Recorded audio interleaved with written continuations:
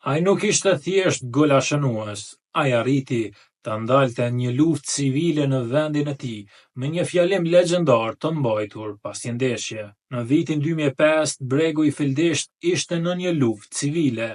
Vendi ishte i ndarë në veri dhe në jug. Vëllavrasje, urrejtje, varfëri. Nuk ishte si të shkonte më keq, por një dritë u pa në fund të tunelit. Kombëtarja bregut të Fildisht arriti diçka historike, e siguroi biletën për në Kupën e Botës, kulmi i futbollit.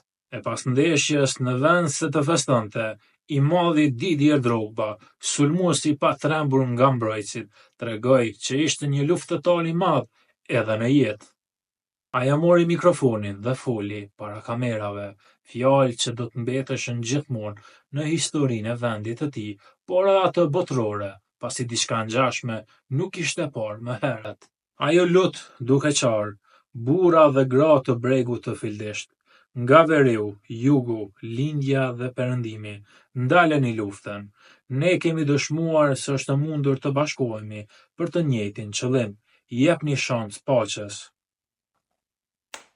Një javë më vonë, udhëheqësit e të dy anëve ranë dakord për një armpushim. Drogba nuk e fitoi vetëm një ndeshje, ai e fitoi paqen. Nuk është thjesht legjend futbolli, ai është hero, kombëtar.